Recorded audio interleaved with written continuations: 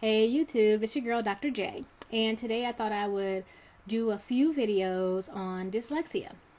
This one is going to focus on how you can get some good background information if you have a child that's dyslexic or you suspect a child is dyslexic. Now, we deal with a very particular type of dyslexia in our home, and that is stealth dyslexia.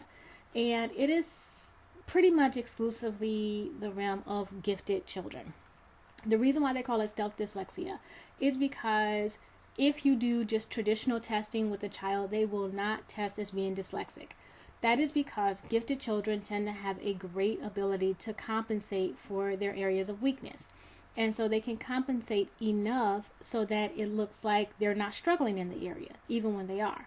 And so if you have a gifted child, if you know that a child is gifted, you have to look at their testing in a really different way. So it's not, is this child below grade level in reading? It is this child performing in reading, spelling, language?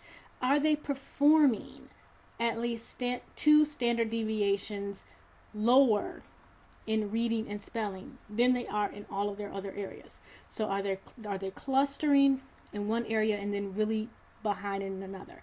For instance, my oldest, he was the first of my children diagnosed, and all of his other areas, he's in the 99th percentile, 98th percentile in every other area that he was working in, except for reading, spelling. Then he'd be like in the 80th percentile, and that looks good on paper. Oh, 80th percentile, that's great. But for this child who was staying in the, really high 90s for everything else, something was amiss. And as we started to dig back, he clearly was dealing with all the traditional characteristics that you would see in dyslexic children. But when you looked at just the paperwork, he didn't appear to be dyslexic, but he clearly is. Now, we are dealing with that with my twins as well. They're also dyslexic. It wasn't a shock to us. I'm dyslexic.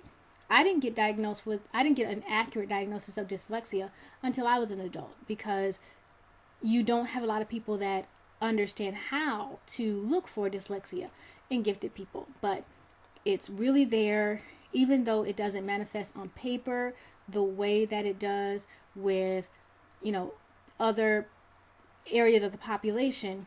They still have the same tendencies that we see in traditional dyslexics. And so the first thing that I did when my children were diagnosed was to get as much really good background information as I could. And I did tons and tons and tons of reading. And these are the resources that were the most helpful for me in my search for getting information. The first is, this is, Sally Shaywitz's Overcoming Dyslexia. This is really like the classic text. Like, if you want to know a lot of good information about dyslexia, this is the book that you go to. This is going to gives you the history of dyslexia, what it is, and what are some good resources that you might want to look at when you're going to do some remediation and accommodation. So that's a classic. Okay. This book, I would actually recommend anyone who has a child with any label. ADD, HD, Asperger's, autism, anything, I would recommend this book. This book is by Brock and Fernette Ide. And the Ides are the ones, they actually coined the term stealth dyslexia, but they just are really, really good at getting to the heart of the matter and saying, okay, all these things that are being diagnosed as ADD or, these other kind of, sad and stuff, what might be what's really going on. And you can look through this book and go, oh, that's my child. That's what's going on with my child. And they have really good information in here on dyslexia, stealth dyslexia, and some things that you want to look for. I also like them because they look at it from not just a psychological perspective, but a medical perspective. So they actually do brain imaging, brain scans in their diagnosis, so they can see what parts of the brain, are working as we would expect, and which parts aren't. And so their information has really, really, really good research behind it. A lot of people like Ronald Davis, The Gift of Dyslexia, and he actually has a method. He remediated his own dyslexia as an adult, and he has a lot of good ideas for people who may be interested in doing remediation. He actually has a program that you can buy. I got some information out of this book. The method I don't think would work for us, but he has some really good background information that I really like. And then this book, I would say if you have a child who is diagnosed with dyslexia, get this book, please. Please get this book. It is called The Dyslexic Advantage, and it is also by DAJedu. And the reason why I love this book is because it shows that sometimes when we hear dyslexia, people immediately go, we need to fix this child.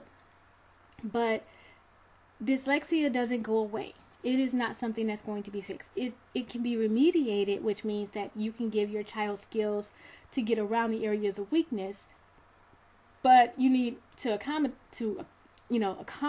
for the areas that can't be remediated.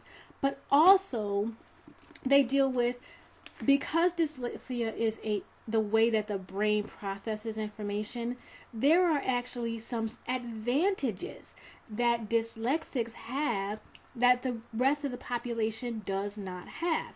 And this book really helps you as a parent understand the things that your child has that are an advantage to them because they have this diagnosis. And this is not just if your child is a gifted dyslexic. This is just if your child is dyslexic. There are some things that they are going to do phenomenally better than what we see in the general population. So you take those advantages and add that into your school curriculum. And then it's not just about, oh, I can't read, oh, I can't spell, but you're allowing them opportunities to show their greatness as well.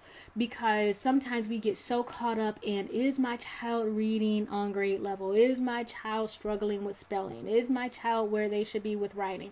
But if we don't see the advantage in it, then a child can just get so beat down and they can feel like they're not that great, or they're just bad, or they're dumb.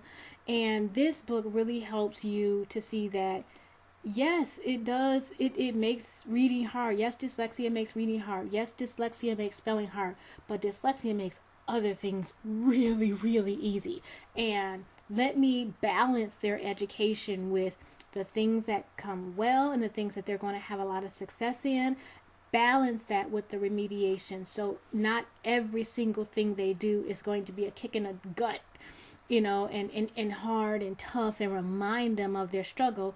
But also, let's look at the advantages that this diagnosis has as well. So those are just some great books that really helped me as I began to get ready to help my kids in their education and take control of their educational experience. And hopefully some of the things will be beneficial for you as well. If you have any questions, feel free to post them in the comment section below. Thanks a lot. This is Dr. J, and